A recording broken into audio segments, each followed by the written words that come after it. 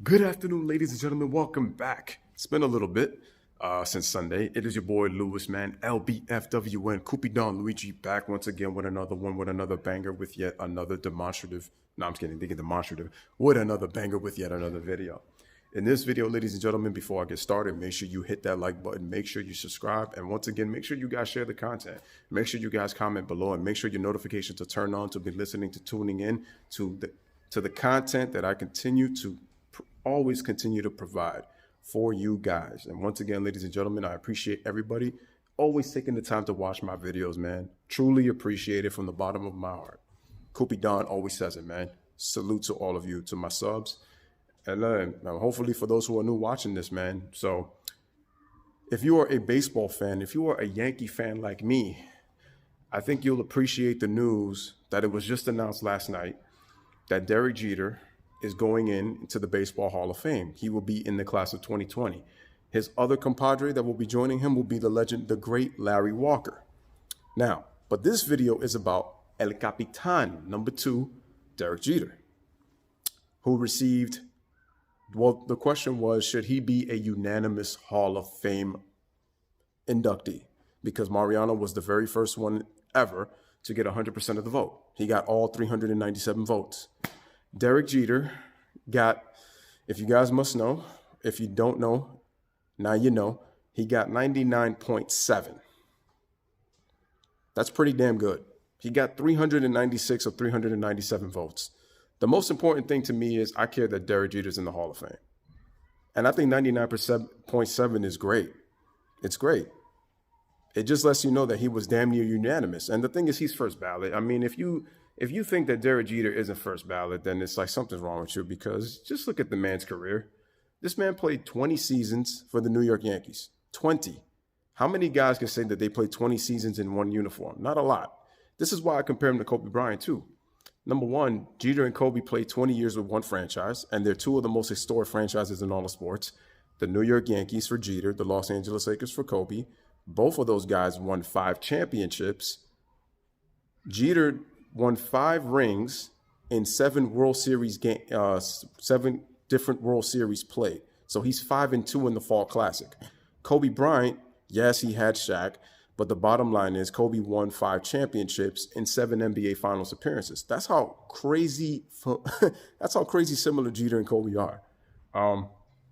But then people have been saying that, oh, Jeter is overrated, that the only reason that Jeter even has the career he has is because he played for New York. Let me tell you something about New York. Not a lot of guys can play here, especially when you're playing for a franchise that's about winning.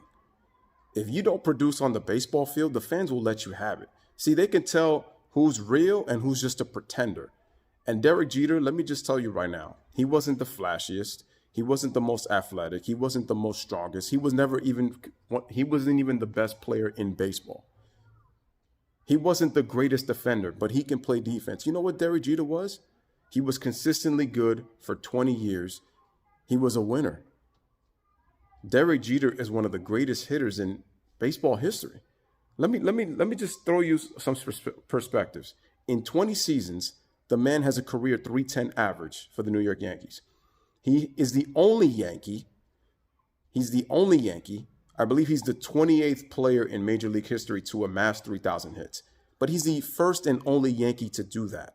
The first and only Yankee. Did you know who he passed to become the all-time hits leader?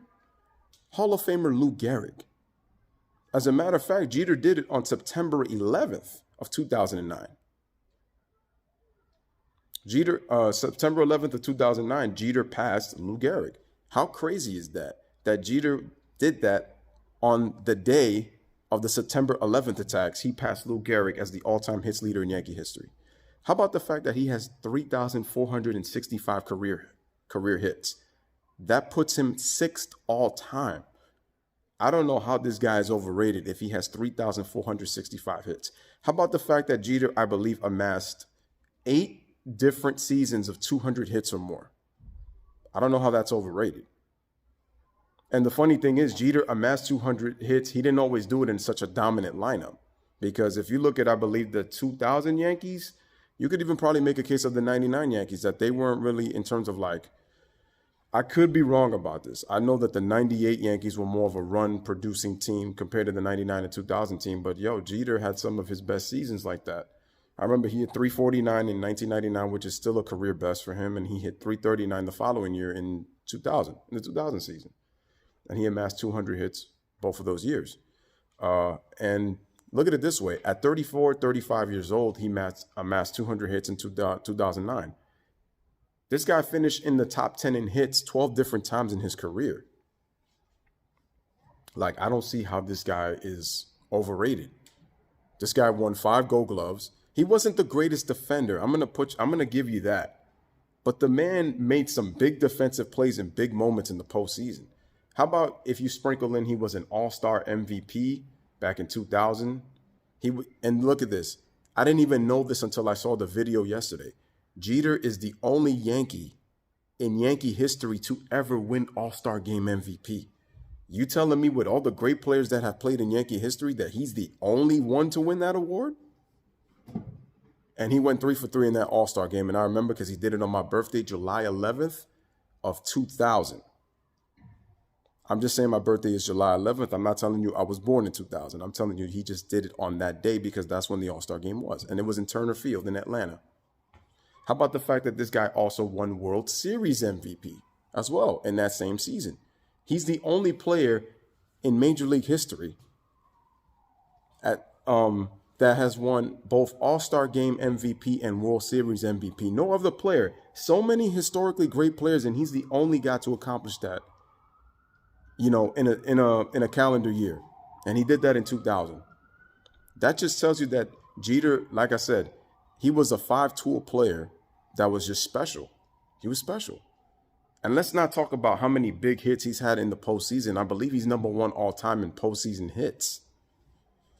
So it just tells you that Jeter's game wasn't just in the regular season. He saved for the dramatic in the playoffs. How about the fact that this guy was also Mr. November? When after the September 11th attacks, that how baseball, I think, the play was being stopped for like about, I think, 2 or 3 weeks. And by the time the World Series rolled around, they started really late. And for the first time, and remember, this was Game 4 against by Young Kim. Yankee fans remember him very well. I mean, if y'all remember, what was it, Game 4. He gave up that game-time 2-run home run to Tino Martinez. And Derek Jeter, for the first time, it became November baseball, and he became Mr. November because we know Reginald Martinez Jackson, a.k.a. Reggie, was Mr. October. Because the lights were always on bright for October and he always performed. But Derek Jeter was the first ever, and it looks like it's going to be like that for a very long time, Mr. November, in his career. I mean, Jeter produced 100 runs, I believe. I think it was a consecutive stretch. I don't remember how many seasons, but Jeter was producing a lot of 100-run seasons as well. I mean, think about this, too. He was the 6th captain in Yankee history. And he didn't even want to be captain. And you know what his teammates say about him. I mean, he's one of the true leaders, you know, of his time. And like I said, the man represented New York with class. This dude never got himself in trouble. He was a huge megastar, but never let the limelight get to him. Like, he didn't make himself bigger than what he really was. He was just Mr. Consistent, and he was always respectful. See, anytime Jeter accomplished a milestone, he never put himself above the milestone. He thanked everybody. He thanked his coaches, he thanked his teammates, and he always thanked the New York fan base. So when people are saying that he's overrated, you need to check yourself because, like I said, his career numbers speak for themselves. They speak for themselves. And this guy did it playing 20 years at shortstop. 20 years at shortstop. That's nothing short of remarkable, folks. So for people who are hating on Derek Jeter, it's like, okay, he wasn't your favorite player. But when you look at his career and what he's done, bro, yeah, so you could say, oh, yeah, he got it because he was for the New York Yankees. I'm going to tell you right now, so many guys that are probably more talented than Jeter have come to that New York organization and have underperformed. And you've had to second guess as to why they weren't able to perform, but they can perform anywhere else.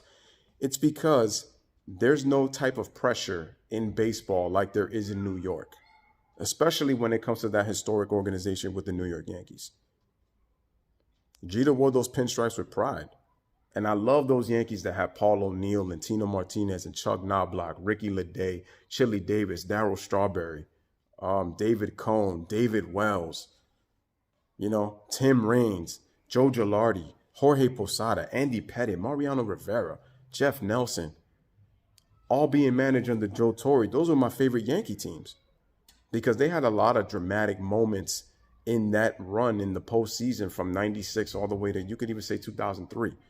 Like I said, Jeter was part of a three-peat on a dynasty. The Yankees won 4 World Series titles in a 5-year span from 96 to 2000. From 96 to 03, the only time that Jeter failed during that period, the only time that the Yankees failed to win the World Series was 97 when they lost in a 5-game division series to the Cleveland Indians. And then in 2002 when they lost in 4 games to the Angels. And you know what's so funny about those two? The teams that the Yankees lost to in the division series ended up going to the World Series. The only team that won was actually the 2002 Angels. The 97 Indians lost in 7 games to the Marlins. But it just goes to show you, man, what type of player Derek Jeter was in his career, and he deserves to be the Hall of Famer that he is. He deserves it. Whoever's questioning the fact that Jeter is not a Hall of Famer or shouldn't be unanimous, it's like it's a joke. It's really a joke. His career speaks for themselves, and I'm glad and I'm honored, man. And it's a blessing for me growing up watching Derek Jeter play. The first time I saw him play was in the 96 season, and I know he debuted and got his first hit in 95. I think he only amassed 12 hits, I believe, in 48 plate appearances, if I remember. But Derek Jeter's special, man. And it's like, if you're just hating because he's not your favorite player and you felt he was overrated, then whatever. But Jeter's had a lot of records that pretty sure a lot of people don't even talk about. But Derek Jeter was one of the most impactful players in Major League history. Especially, he did it, again, in an organization that is nothing but demands nothing short of excellence. I told you, not a lot of guys can play in New York, and Derek Jeter did it consistently for 20 years. The man is a winner. And when you look at a baseball player, Derek Jeter's face or his picture should be next to the word baseball player in a damn dictionary. When you're looking at a Major League Baseball player, Derek Jeter's face should be on there because that's what the man represented for baseball. He's garnered respect from so many players in the league, so many young players coming up, the people that he played with and against. It's crazy. And there's a reason why he's a Hall of Famer. There was one scout who told Jeter when he was in the minors that he was going to be a Hall of Famer, and that dude was right. I forgot who it was, man, but he looked at Jeter and he saw Hall of Fame talent. I'm going to say it again. Jeter wasn't the flashiest. He was never really the best player. He wasn't the greatest defender. He wasn't athletic. I told you, he didn't have graceful power. But what Jeter was a baseball player, and he deserves to be in the Hall of Fame. Now, whether he deserves to be unanimous, that's a subjective argument. But like I said, I'll take 99.7, and I can't wait to see my favorite player growing up, especially playing for the Yankees in Cooperstown. But ladies and gentlemen, this is your boy Lewis with another one, just paying respects to the El Capitan. Like I said, man, I remember getting my jersey after I graduated from high school, going with my dad to go see the Pittsburgh Pirates play the New York Yankees on a hot, steamy summer. This is right before summer just started, before on a summer night. The Yankees win. My dad goes into a clubhouse shop, one of those little small clubhouse shops right by River Avenue, right by Yankee Stadium, right under the 4 train. This was when Alex Rodriguez was on the team, and he literally goes and buys a jersey, and then he asks me, hey, Lewis, he's like, do you want a jersey? I thought he was nuts, going crazy, and I was like, are you sure? I'm like, what are you talking about? Like, you don't have that kind of money to be spending on jersey. He said, no, I'll get the jersey. Little or behold, he knew he was getting the jersey for me, and I didn't know. And to this day, ladies and gentlemen, I still got that jersey that I got almost 15 years ago in my closet of number 2, Derek Jeter. That's how much that man means to me, and that's how much I appreciated him watching him play baseball. Always showed up in the clutch when you needed to get a big hit from Jeter. Didn't shy away from the moment, man. That's what I'm telling you. Jeter was one of the most poised dudes. He didn't let nothing rattle him, and whatever distractions you had, that's what I said, Dr. Charles Jeter and Dot Jeter, with his whole family, to his 2 daughters, to his wife, Hannah. You guys got a real one. You guys got a great one. And like I said, salute to Jeter's parents for making him into the way he is and raising him into the way he is. Appreciate you, man. Kalamazoo, Michigan, to the Columbus Clippers, man. Coming up into the ranks for New York. I speak for all Yankee fans when I say this, man. It was an honor to watch you. It was a pleasure to watch you grow through 20 years, through the ups and downs, man. You were a real one. And that's why you are El Capitan, respect with the number 2 in it. That's why you were one of the greatest of all time, and man. What was just going like that is just hating. But once again, ladies and gentlemen, I know this was a long video, but this was just me just making sure that I give Jeter's career its proper perspective, man. I told you, this dude is one of the all-time greats. For those who say he's overrated, that's an issue with them, because his career is not overrated, especially considering he made up for what he did not have, and he showed you what he did have. So I know he had a lot of memorable moments. My favorite one was that little flip play in the 2001 Division Series he did against Oakland in Game 3 that saved the Yankee season, when Jeremy Giambi was running off. And I remember Mike Mussina was pitching that game. He ran all the way home. Shane Spencer overthrew Tino Martinez, and Derek Jeter came from shortstop and to cut off the play and was able to give the flip to Posada and just tag him in the nick of time before Giambi stepped on base. Unbelievable. Unbelievable play. Or that amazing underhand catch he did in Game 5 of that series in New York to get the last out of the inning. I think it was the second out or the last out in the 9th inning against Oakland. People don't even talk about that play. And that play was pretty crazy. Or that run, make that crazy dive catch he did on the run against the Boston Red Sox on that July 1st, 2004 game that the Yankees won in 13 innings, 6-5. I still remember those, man. Jeter just gave so many moments, man. So many moments. But once again, this is your boy Lewis with another one. Let me know what you guys think in the comments. To my baseball fans out there, to my Yankee fans, man. Bless up, live, laugh, love. Thank y'all for watching, man. You already know the deal, man. We out here. Hit them with a bang.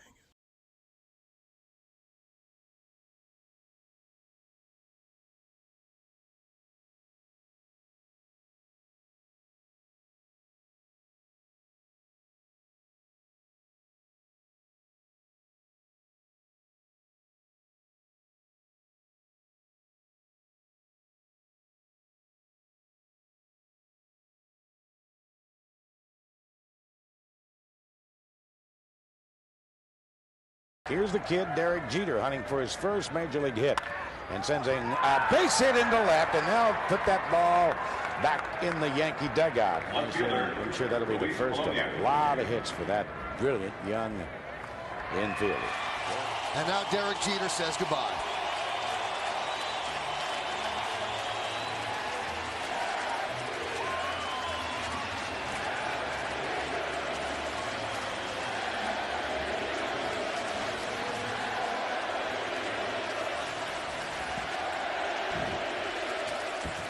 Jeter backhands from the outfield grass. Got him! Man, what a play. Giambi on his way to third, and they're going to wave him around. The throw misses a cutoff man. Shot into the plate. Out of the plate. Derek Jeter with one of the most unbelievable plays you will ever see by a shortstop. Jeter hits it into right. Back at the wall. Game over. This series is tied. The Yankees are back on top. World champions for the 27th time. Derek Jeter, he gets his 5th ring. And the Yankees celebrate their 27th world championship.